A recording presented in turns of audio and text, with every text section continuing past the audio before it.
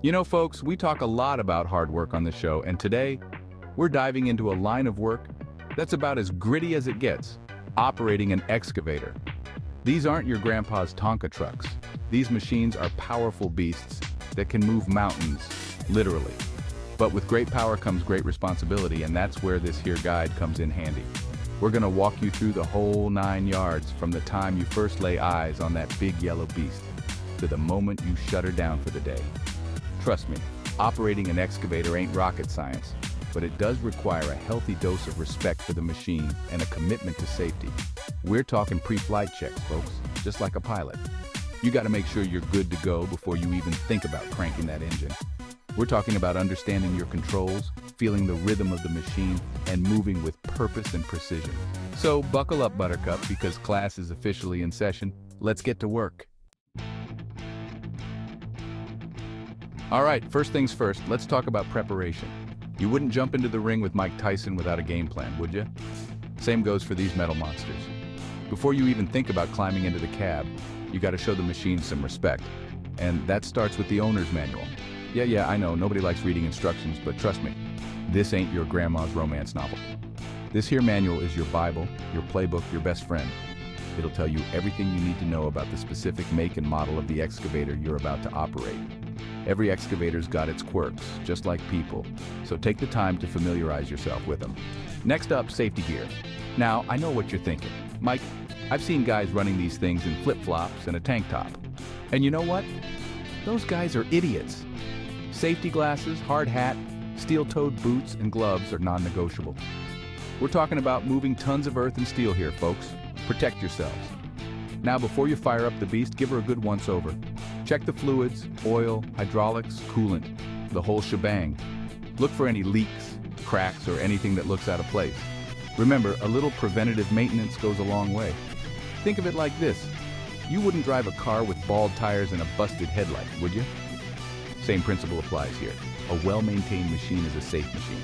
And a safe machine means you get to go home with all your fingers and toes. And trust me, that's a good thing. All right, so you've done your due diligence, you're properly attired, and the excavator's gotten a clean bill of health. Now it's time to mount this beast and take the reins.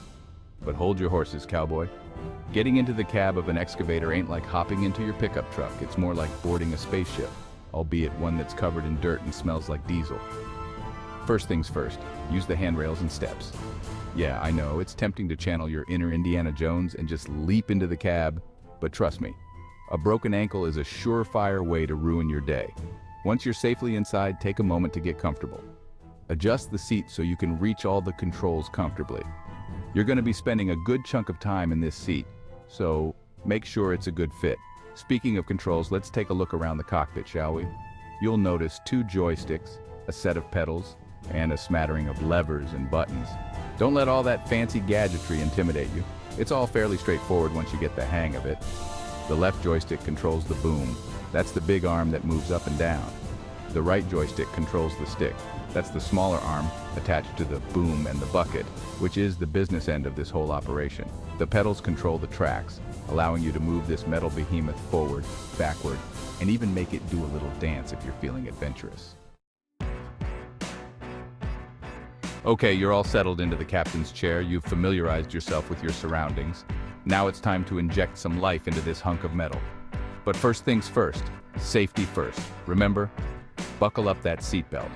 I know, it feels like wearing a helmet to bed, but trust me, it's better to be safe than sorry. Now locate the ignition. It'll look pretty familiar, just like the one in your car, except maybe a little dirtier. Give the key a turn and listen to that diesel engine roar to life. It's a beautiful sound, ain't it? Like a lullaby sung by a robot dinosaur. But hold your horses, Rambo. Don't go slamming that lever into gear just yet. You gotta let the engine warm up a bit, just like your muscles before a workout. Give it a minute or two to get the fluids flowing and the systems up to operating temperature. While you're waiting, take a moment to familiarize yourself with the gauges and monitors in front of you. You've got your fuel gauge, temperature gauge, oil pressure, all the important stuff. Get to know where everything is and what it means. Knowledge is power, my friends, especially when you're operating heavy machinery. Okay, folks, it's time to talk about the heart and soul of Excavator Operation, the controls. Remember those joysticks, pedals, and levers we were admiring earlier? Well, now it's time to put them to work. Let's start with the joysticks. Think of these bad boys as extensions of your own arms. The left joystick, as we discussed, controls the boom. Push it forward and the boom lowers. Pull it back and it rises.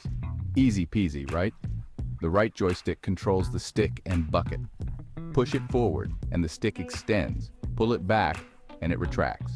Twist the joystick clockwise and the bucket rotates to the right. Twist it counterclockwise and it rotates to the left.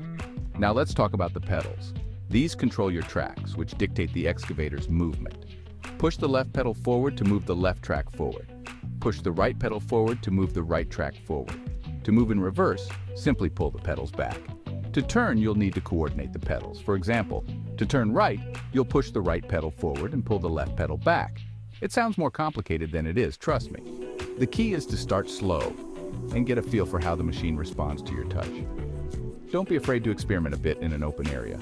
The more you practice, the more intuitive it will become. All right, folks, now that you've got the basics down, let's talk about putting this machine to work. This is where the rubber meets the road, or in this case, the steel teeth meet the dirt. Excavating is more than just scooping up dirt. It's an art form, a delicate dance between man and machine. The key is to move with precision and control. Don't just go in there like a bull in a china shop. Start by positioning the excavator close to the area you'll be excavating. You want to minimize the amount of reach required from the boom and stick. Remember, the further those babies are extended, the less stable the machine becomes. Now lower the boom and stick until the bucket is just above the ground. Then, using the right joystick, curl the bucket inward, scooping up a load of dirt. Once you've got a full bucket, lift the boom and swing it over to your dumping spot. Now, this is important. When you're swinging the boom, keep it as low to the ground as possible. This will help maintain stability and prevent any nasty accidents. Once you're over your dumping spot, extend the stick, gently dumping the load of dirt. So, you've mastered the art of digging. Now it's time to talk about getting around the job site. Driving an excavator is a bit different than driving your carpool minivan. For starters, you're not exactly known for your turning radius. In fact, excavators are about as graceful as a hippopotamus on roller skates. But don't let that discourage you. With a little practice, you'll be navigating obstacles like a pro. Remember those track pedals we talked about? Well, they're the key to mastering excavator movement.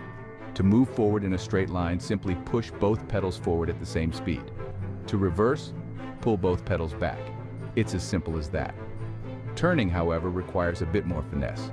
To turn right, push the right pedal forward while simultaneously pulling the left pedal back. To turn left, do the opposite.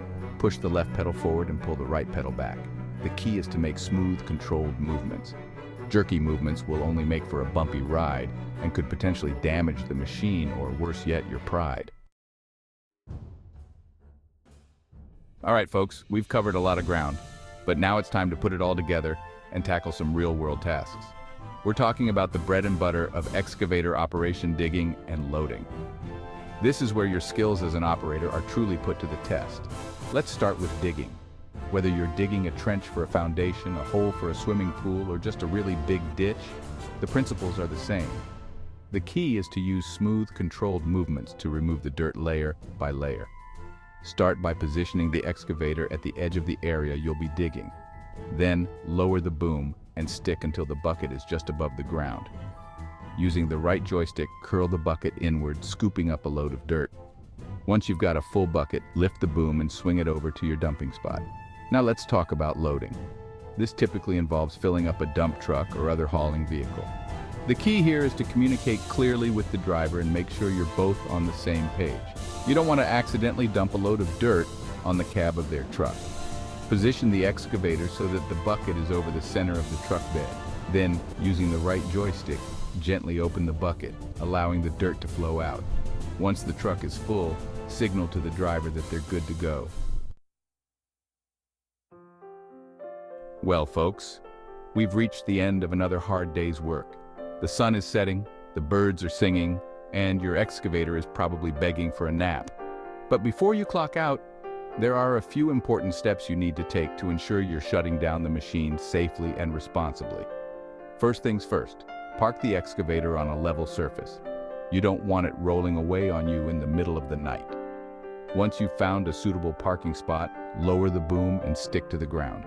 This will help stabilize the machine and prevent any accidents. Next, engage the parking brake. This will ensure that the excavator stays put while you're gone. Now, let the engine idle for a few minutes. This will give it a chance to cool down before you shut it off completely. While the engine is idling, take a few minutes to clean up the cab. Throw away any trash, put away any tools, and give the controls a quick wipe down. A clean workspace is a happy workspace, even if that workspace happens to be inside a giant hunk of metal. Once the engine has had a chance to cool down, turn it off and remove the key. Finally, give the excavator one last look over to make sure everything is in order. Then hop out of the cab, close the door behind you, and head home knowing you've done a hard day's work. Well, there you have it, folks. A crash course in Excavator 101. We've covered a lot of ground today, from the importance of pre-operation checks to the finer points of digging, loading, and parking. But remember, folks, this is just the tip of the iceberg. Operating an excavator safely and efficiently takes time, practice, and a healthy dose of respect for the machine. Don't be afraid to get your hands dirty, make mistakes, and learn from your experiences. And most importantly, never stop learning. Technology is constantly evolving, and the world of heavy machinery is no exception. So, keep those manuals handy, attend those training sessions, and never stop asking questions. Remember, folks, operating an excavator is a privilege, not a right. So let's all do our part to keep ourselves, our co-workers, and the general public safe. Now go out there and move some earth.